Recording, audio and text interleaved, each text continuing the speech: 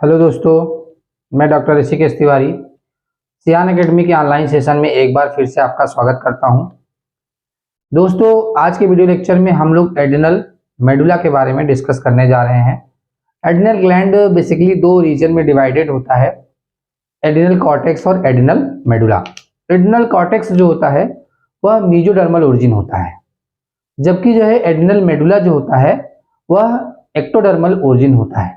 तो embryonic ectoderm से बनता है एड्रिनल मेडुला। मतलब एड्रिनल मेडुला में जो है क्या होता है कि जो सेल्स होती हैं वह न्यूरोनल सेल्स होती है, मतलब न्यूरॉन्स से मिलके बना होता है। और इसमें जो न्यूरॉन्स होती हैं वो पोस्ट गैंग्लियोनिक मोटर न्यूरॉन होती हैं। न्यूरॉन्स जो होती हैं वो कैसी होती हैं? पोस्ट गैंग्लियोनिक मोटर न्यूरॉन्स होती हैं।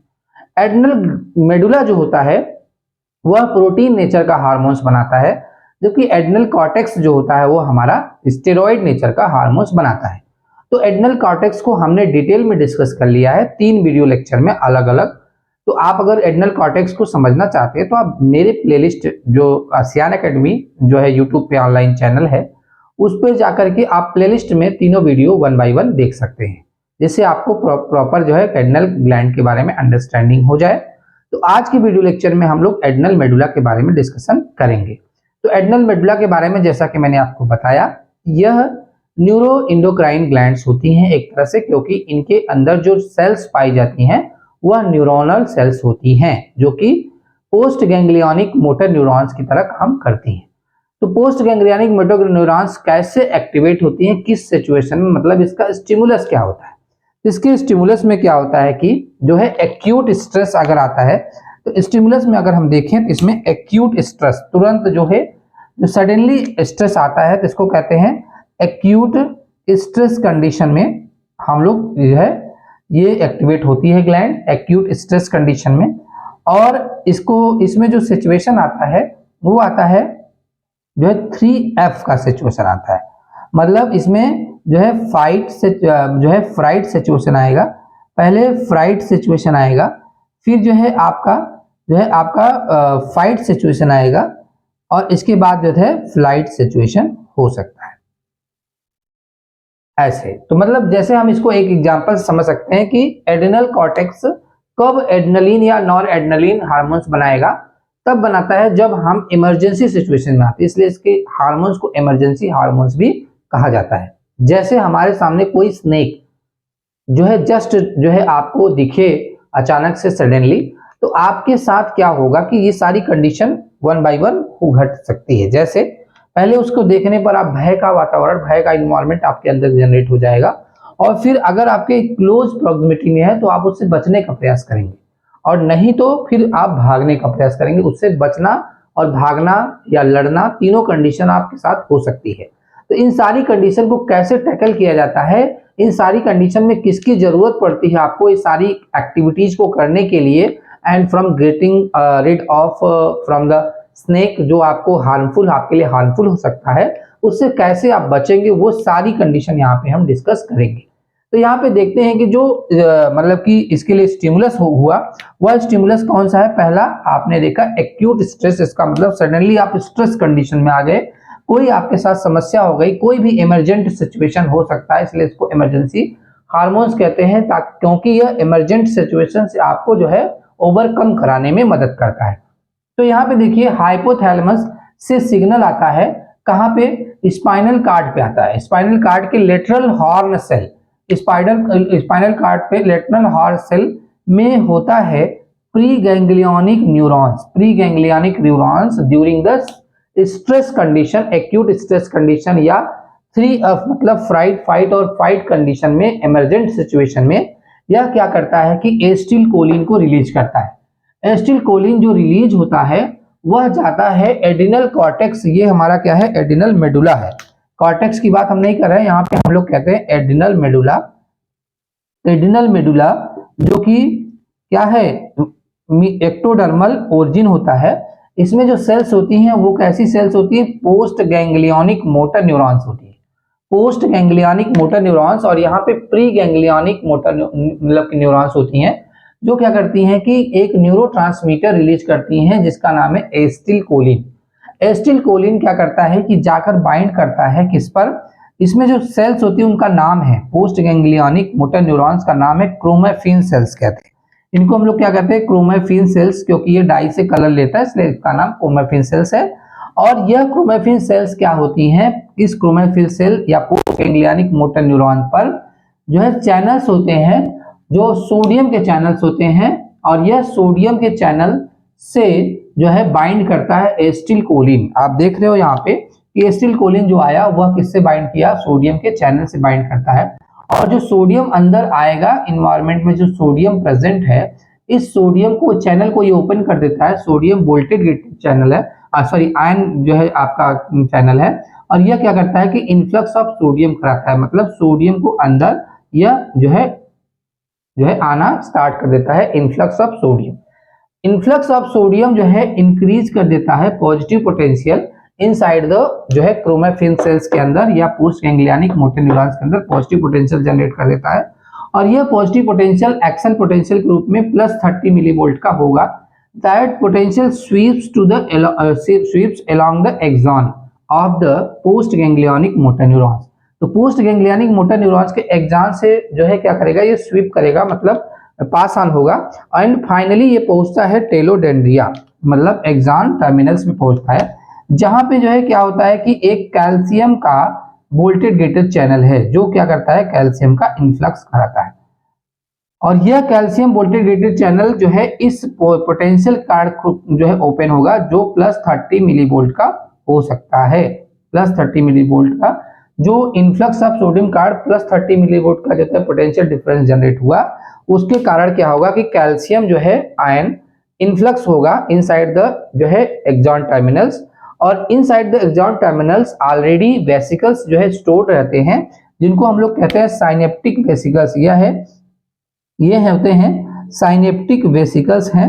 और इन साइनेप्टिक वेसिकल्स चूंकि ये न्यूरॉन्स हैं, नॉर्मल न्यूरॉन्स में जो साइनेप्टिक वेसिकल्स होते हैं उनमें जो होता है एसिटिल कोलिन न्यूरोट्रांसमीटर भरा रहता है, सिंथेसाइज होकर के एसिटिल कोलिन भरा रहता है।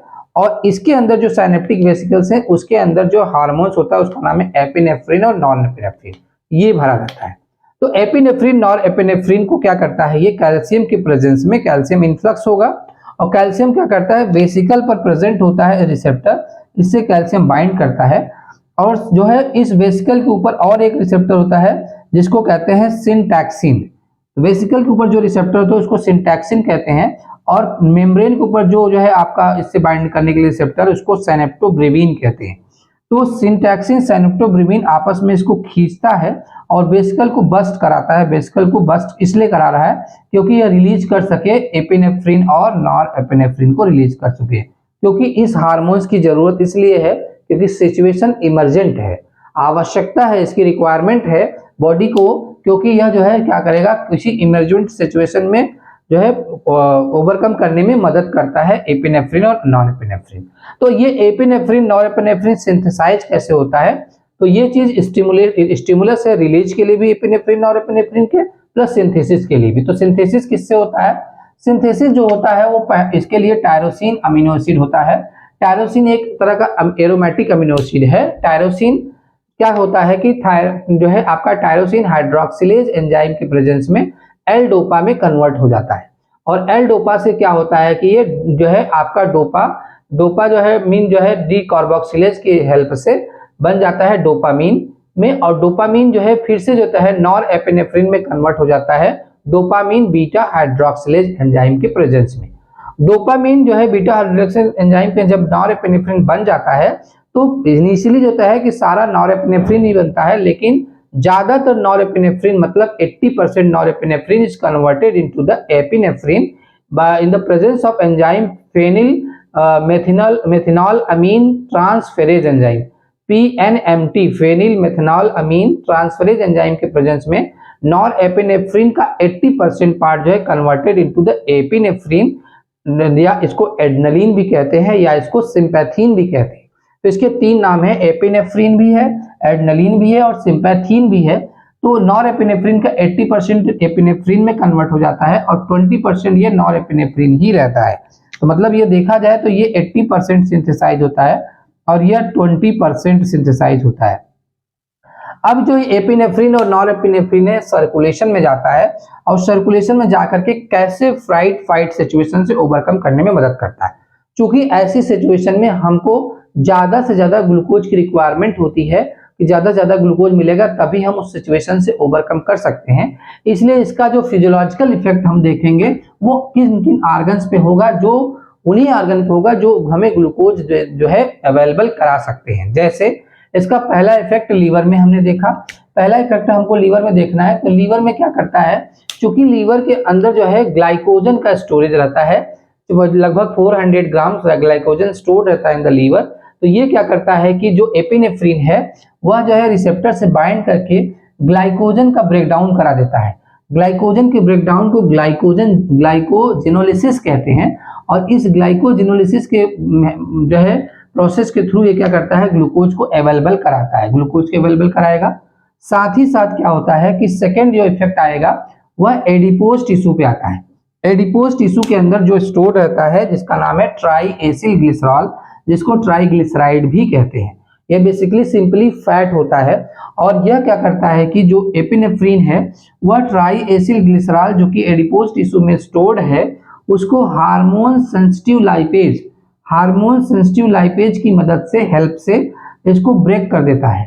ट्राई एसिल ग्लिसरॉल को किसमें, फैटी एसिड जो है even chain fatty acid glycerol और ऑड चेन फैटी एसिड में कन्वर्ट कर देता है।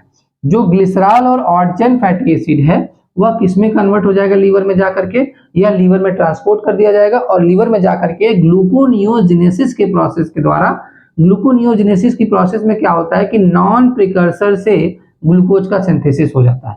तो इस तरीके से ये भी ग्लूकोज के लेवल को इंक्रीज करेगा जो कि रिक्वायर्ड है हमारी बॉडी को उस समय, उस इमरजेंट सिचुएशन में। प्लस तीसरा फंक्शन क्या करता है कि तीसरे फंक्शन में हम देख रहे हैं कि हार्ट पे इसका इफेक्ट होता है।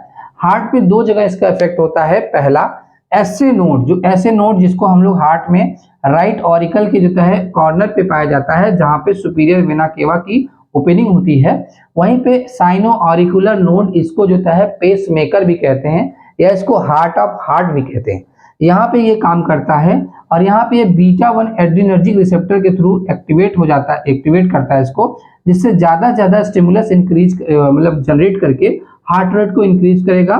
साथ ही साथ ये वेंट्रिकल्स, लेफ्ट वेंट्रिकल पर बीटा एड्रीनर्जिक रिसेप्टर के थ्रू काम करेगा और ये कंट्रैक्टिलिटी को बढ़ा देता है जिससे स्ट्रोक वॉल्यूम मतलब ज्यादा ब्लड पंप होगा और जिससे जो है ब्लड जो है ज्यादा ऑक्सीजन को, न्यूट्रिएंट को सप्लाई करेगा। जो भी ग्लूकोज यहाँ से जनरेट हुआ है वो ग्लूकोज को बॉडी के पार्ट में पहुंचाना भी है, लाइक मसल्स में और जो है हर पार्ट में, जो है ब्रेन में, हर जगह पहुंचाना भी रिक्वायर्ड है। इसलिए हार्ट का एक्टिविटी भी ये इंक्रीज कर देता है बीटा 1 एड्रीनर्जिक रिसेप्टर के थ्रू। साथ ही साथ ये अल्फा 1 एड्रीनर्जिक रिसेप्टर के थ्रू क्या करता है, ब्लड वेसल को कंस्ट्रक्शन काज करता है, ब्लड वेसल में कंस्ट्रक्शन कंट्रैक्शन करता है जिससे ब्लड प्रेशर इंक्रीज हो जाता है, वो भी ओवरकम करने में मदद करता है। नेक्स्ट आपका जो आता है वो हार्ट जो है लंग पे क्या काम करता है। तो लंग में जो है हमारा जो है ट्रैकिया और ब्रांकियोल्स होती है, वहां पे स्मूथ मसल्स को रिलैक्स करके यह ब्रांकियोल्स को डायलेट कर देता है जिससे ज्यादा से ज्यादा ऑक्सीजन का जो है ट्रांसपोर्ट हो सके, ज्यादा जो है ऑक्सीजन को बॉडी में पहुंचाया जा सके ताकि ग्लूकोज के ब्रेकडाउन से एटीपी जनरेट हो सके और इमरजेंट सिचुएशन से रिकवर किया जा सके, टाइमली जो है फेस आउट किया जा सके। तो पांचवा जो होता है इसमें जो यहाँ पे फिफ्थ पॉइंट में मसल्स को क्या किया जाता है कि जो भी यहाँ पे फैटी एसिड जनरेट हुआ है इस फैटी एसिड को मसल्स में ट्रांसपोर्ट कर दिया जाता है और मसल्स इन फैटी एसिड का यूज करके एटीपी जनरेट करती है। एटीपी की एनर्जी से जो है क्या करता है, इमरजेंट सिचुएशन से बचने का हेल्प मिलती है या मदद मिलती है। अब निगेटिव इंपैक्ट किस पे होता है, इन सब पे तो पॉजिटिव इंपैक्ट है एपिनेफ्रिन का। निगेटिव इंपैक्ट होता है जीआईटी पे। जीआईटी को इस समय जीआईटी मूवमेंट को इनहिबिट कर दिया जाता है, मतलब इसको न्यूट्रिएंट ब्लड सप्लाई घटा दिया जाता है। सिमिलरली जो है किडनी पर भी इसका नेगेटिव इंपैक्ट होता है, मतलब किडनी को भी ब्लड सप्लाई डिक्रीज कर दिया जाता है। इनको शट कर दिया जाता है और इनको एक्टिवेट कर दिया जाता है ताकि ये ज्यादा ग्लूकोज के अवेलेबल कराएं। हार्ट को ज्यादा जो है पंपिंग करके वो ग्लूकोज और ऑक्सीजन को ट्रांसपोर्ट करने में मदद करे। इसी तरीके से ऑक्सीजन की अवेलेबिलिटी बढ़ जाती है तो ज्यादा एटीपी को जनरेट करके इमरजेंट सिचुएशन से जो है रिकवर करने में मदद जो है मिलती है। तो ये सारी कंडीशन क्रिएट करती है, क्योंकि सिचुएशन क्या है, एक्यूट स्ट्रेस या फ्लाइट 3F, फाइट, फ्लाइट और फ्राइट की कंडीशन है। तो इस तरीके से एड्रेनल मेडुला हमें इमरजेंट सिचुएशन से रिकवर करने में, ओवरकम करने में हेल्प करता है with the help of the hormones epinephrine और नॉन एपिनेफ्रिन, इसलिए इसको जो है इमरजेंसी हार्मोन्स भी कहते हैं। तो दोस्तों आज के वीडियो लेक्चर में हम लोगों ने एड्रेनल मेडुला के जो है थ्रू द्वारा कौन से हार्मोन्स बनते हैं, कैसे उसके लिए स्टिमुलस क्या होता है और कौन से हार्मोन्स का सिंथेसिस होता है और उन हार्मोन्स का क्या इम्पैक्ट पड़ता है कौन कौन से आर्गन पे, लाइक लीवर पे, एडिपोज टिश्यू पे, हार्ट पे और जो है लंग पे और सिमिलरली मसल्स पे, इन सब पे क्या क्या इम्पैक्ट पड़ता है, कैसे ये ओवरकम करने में हेल्प करता है, ये हमने डिस्कस कर लिया। तो दोस्तों वीडियो लेक्चर को आपसे 1-2 बार जरूर देखें। आपको कोई भी जो है क्वेश्चन है तो आप उसको कमेंट करें। अगर वीडियो आपको इन्फॉर्मेटिव लगा तो आप जरूर से जरूर जो है इसको दोस्तों को भी शेयर करें और खुद भी जो है आप अगर चैनल पे नए हैं तो जो है चैनल को सब्सक्राइब करें और दोस्तों को भी कहें कि सब्सक्राइब करने के लिए। Thanks for watching online session organised by the सियान academy. This is doctor Rishikesh Tiwari.